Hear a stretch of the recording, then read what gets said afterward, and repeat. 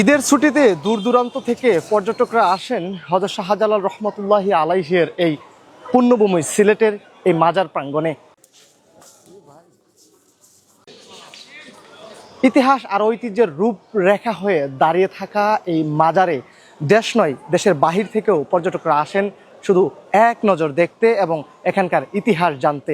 শুধু তাই নয়, এই ছুটিকে কাজে লাগিয়ে সিলেটের বিভিন্ন পর্যটন খাতগুলা পর্যটকদের পদচারণায় মুখর হয়ে রয়েছে। তবে আশানুরূপ পর্যটক না হওয়ায় সংশ্লিষ্ট হোটেল মোটেল ব্যবসায়ীরা বেশ দুশ্চিন্তায় দিন পার করছে। ঈদের ছুটির পঞ্চম দিন পেরিয়ে গেলেও এখনও তেমন আশানুরূপ পর্যটকের দেখা মিলেনি।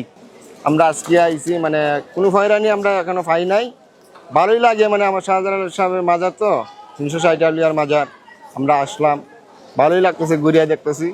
শাহজালালের উদ্দেশ্যে আসছি এখানে, ভাইসা ভালো লাগছে, মানে ঘুরিয়া টুরিয়া দেখছি সবকিছু আছে। পর্যটক মাঠে আছে, আমরাও মাঠে আছি, আমরা আমাদের দায়িত্ব পালন করতেছি।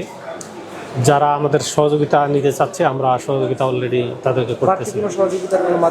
বাড়তি বলতে আমরা যখন যেটার প্রয়োজন আমরা সারা বছরই, আমাদের এমনি বাড়তি কোনো ইয়ে না, আমরা সারা বছরই যখন প্রয়োজন তখনই আমরা ব্যবস্থা নিচ্ছি। মাহবুব আল মারুফ, এবিসি টেলিভিশন, সিলেট।